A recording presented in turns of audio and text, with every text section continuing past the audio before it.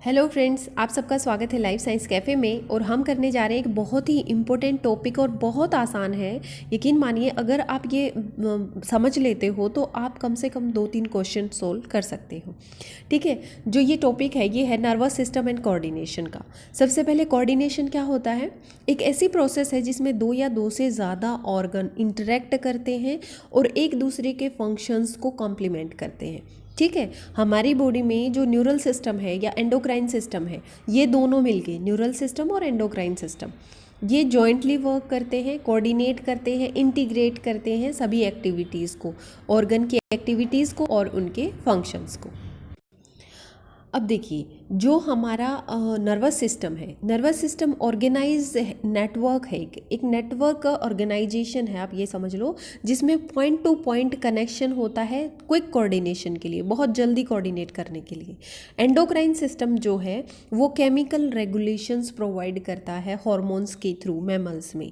ठीक है, समझ आ गया नर्वस सिस्टम क्या प्रोवाइड करता है? पॉइंट टू पॉइंट कनेक्शन करता है, कोऑर्डिनेट करता है ऑर्गेनाइज्ड नेटवर्क के थ्रू। और एंडोक्राइन सिस्टम है वो हॉर्मोन्स के थ्रू केमिकल रेगुलेशन प्रोवाइड करता है। समझ गए? ये कंट्रोल करता है बॉडी को एक सीरीज ऑफ टिश्यू को यूज़ करके। ठीक है, network of electrical conducting cells और न्यूरॉन्स कह सकते हो, नर्व सेल्स कह सकते हो, उनके थ्रू। अब किस तरह से जनरेशन होती है इम्पल्सिस की वो देखते हैं। आपको सिर्फ दिमाग में ये वाला पॉइंट रखना है। ठीक है, जैसे ही ये वाली हमारी नर्व सेल्स है या नर्व इम्पल्स है कि कुछ भी न्यूरॉन्स है, नर्व इम्पल्स जो होती है ना, wave of depolarisation of nerve cells कह सकते हो। ठीक है, जो मेम्ब्रेन में ट्रैवल करती है न्यूरॉन्स के थ्रू, ये न्यूरॉन्स कह सकते हो आप। ठीक है, नर्व इम्पल्स कह सकते हो। इस डायग्राम में किस तरह से कंडक्शन होता है नर्व इम्पल्स का न्यूरॉन्स के थ्रू, ये न्यूरॉन है। जब ये रेस्टिंग स्टेज में होती है तब क्या होता है, एक्साइटेड स्टेट में जब होती है तो बहुत ज़्यादा पोटेशियम आयन कंसंट्रेशन अंदर होती है। ठीक है, रेस्ट कर रही है, पोटेशियम आयन अंदर है। ठीक है, और सोडियम आयन बाहर है। ये 30 टाइम्स मोर देन आउटसाइड। बाहर जो पोटेशियम आयन की कंसंट्रेशन है उससे 30 टाइम्स ज़्यादा है। पोटेशियम आयन कब ज़्यादा है, कितने ज़्यादा है? 14 टाइम्स मोर देन एक्सोप्लाज्म। जो यहाँ पर जितने potassium ion sodium ion present है उससे 14 टाइम ये यहाँ ज़्यादा है और ये 13 टाइम ज़्यादा है बाहर वाले से। अब क्या होता है, जब वेव ऑफ डीपोलराइजेशन ट्रैवल करती है, नर्व इम्पल्स शुरू हो जाती है। ठीक है, न्यूरॉन्स के थ्रू, ये न्यूरॉन से साइनेप्स से, न्यूरॉन से होकर साइनेप्स से, या दो न्यूरॉन्स के बीच में, या न्यूरॉन से अफेक्टर, इस तरह से ये ट्रैवल करती हैं। एक्साइटेड स्टेट में होता है जब आपको पता है पोलराइज्ड स्टेट में है। पोलराइज्ड स्टेट, एक्साइटेड स्टेट को किस तरह से, पोटेशियम को अगर हम लिखेंगे इस तरह से, POTASI, इस तरह से लिख सकते हैं, है ना, या पोटेशियम हिंदी में इस तरह से लिख सकते हैं। तो यहाँ पे क्या होता है, के आयन की ज़्यादा है, पोलराइज्ड स्टेट में है, पोटेशियम आयन ज़्यादा है अंदर।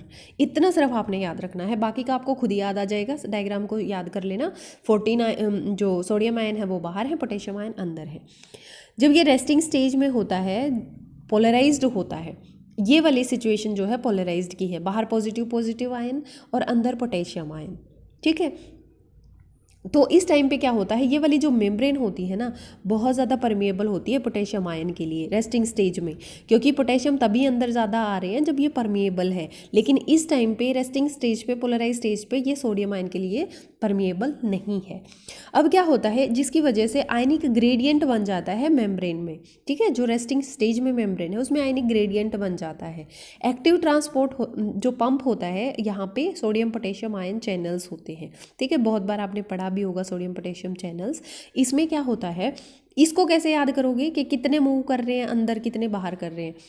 देखिए, जब इसको बाहर से स्टिमुलस मिलता है, ठीक है, कोई भी चीज़ इसको एक्साइट करती है या इसके कंसंट्रेशन को छेड़ती है, ग्रेडियंट जो मेंटेन बना कर रखा है इसने, उसको अगर चेंजेस आते हैं तो किस तरह से, पोटेशियम कहता है मुझे बाहर जाना है, सोडियम कहता है मुझे अंदर आना है, क्योंकि उसे स्टिमुलस मिला है ना। तो क्या है, सोडियम ज़्यादा मतलब Na, इसमें क्या है, दो है ना यहाँ पे अल्फ़ाबेट्स, और यहाँ पे एक है, तो एक तो कमज़ोर हो गया, ये कहता है मुझे बाहर आना है, तो ये कहता है मुझे अंदर आना है, लेकिन ये क्या कहेगा, तुम 2 बाहर आओ, मैं 3 अंदर लेके आता हूँ। ठीक है, तो 3 सोडियम अंदर आते हैं और 2 पोटेशियम जो है बाहर जाते हैं। तो ये भी आपको याद रखना है, और देखो बिल्कुल भी मुश्किल नहीं है कि 2 सोडियम अंदर आ रहे हैं और 3 पोटेशियम बाहर जा रहे हैं।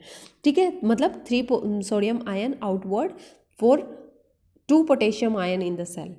इलेक्ट्रिकल पोटेंशियल जो होता है उसको कहते हैं रेस्टिंग पोटेंशियल। ठीक है, जिसकी वैल्यू होती है लगभग -70 MV।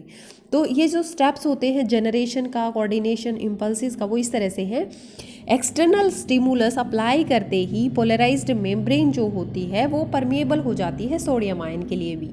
ठीक है, जो रेस्टिंग स्टेज में थी वो अब एक्सटर्नल स्टिमुलस लेके पोलराइज्ड सेल जो थी वो सोडियम आयन के लिए भी परमिएबल हो गई। ठीक है, जिसकी वजह से रैपिड इन्फ्लक्स हुआ। रैपिड इन्फ्लक्स मतलब सोडियम आयन अंदर आना शुरू हो गए।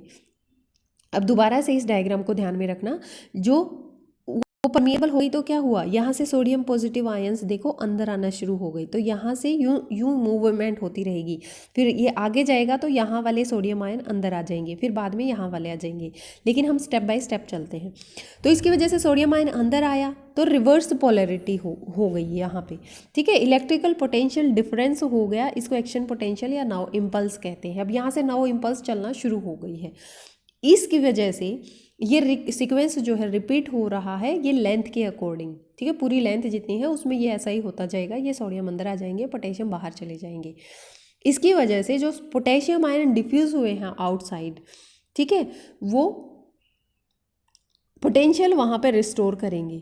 ठीक है, उसी तरह से फिर से वो अगर जब रेस्ट स्टेज में आएगी तो वो पोटेशियम आयन फिर अंदर आ जाएंगे। रेस्टिंग स्टेज में आते, रेस्टिंग स्टेज में क्या हो जाता है, तो वो परमिएबल रहता है सिर्फ पोटेशियम आयन के लिए। ठीक है, एक्साइटेड होते ही, स्टिमुलस मिलते ही वो सोडियम के लिए भी परमिएबल हो जाता है।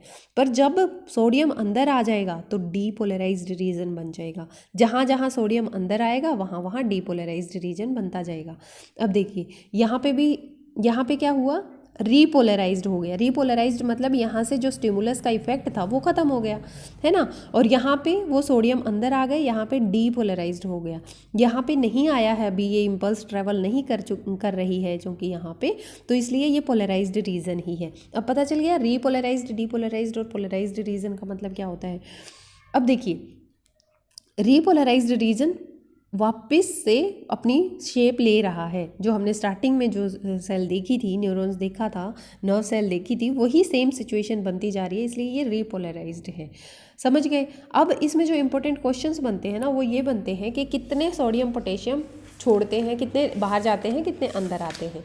तो हाँ, आपको याद है कि 2 सोडियम जो है वो अंदर आएंगे और 3 पोटेशियम आयन जो है, 2 पोटेशियम बाहर जाएंगे और 3 सोडियम अंदर आएंगे। ठीक है, एक क्वेश्चन तो हमारा ये बनता है। दूसरा ये बनता है कि रेस्टिंग स्टेट में एक्सोनल मेम्ब्रेन क्या होता है, मतलब रेस्टिंग स्टेज में क्या था हमारा, ये वाला था, ये वाली रेस्टिंग स्टेज में थी यहाँ पे।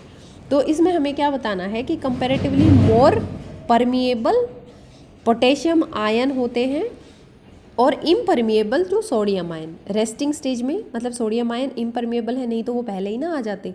पोटेशियम आयन के लिए परमिएबल है ये मेम्ब्रेन, इसलिए पोटेशियम कंसंट्रेशन जो है वो अंदर ज़्यादा है। और क्या क्वेश्चन बन सकता है इसमें, और क्वेश्चन ये बन सकता है, ये तो बता ही दिया कि कितने sodium potassium during conduction of a nerve impulse the action potassium result from the movement of. किस तरह से एक्शन पोटेंशियल बनता है, sodium ion extra cellular fluid में जाते हैं। ठीक है, सॉरी, एक्स्ट्रा सेलुलर फ्लूइड, यहाँ पे एक्स्ट्रा सेलुलर फ्लूइड है। जब भी यहाँ पे नर्व इम्पल्स कंडक्ट होती है तो sodium from extra cellular to intra cellular fluid आती है, ये भी आपको पता चल गया। और क्या क्वेश्चन बनता है, और जो इसके क्वेश्चन बनेंगे ना वो मैं बाद में पूरी एक वीडियो बना के डाल दूंगी, उसमें आप देख लेना। ठीक है, लेकिन अभी के लिए इतना याद करना है कि वो परमेबल होती है रेस्टिंग स्टेज में सिर्फ पोटेशियम के लिए और सोडियम के लिए नहीं होती है। सोडियम आयन कंसंट्रेशन ज़्यादा होती है, इसलिए ये पोलराइज्ड स्टेट होती है, पोटेशियम आयन अंदर ज़्यादा होते हैं, और जब भी इनका एक्सचेंज होता है तो 2 पोटेशियम बाहर जाते हैं और 3 सोडियम अंदर आते हैं।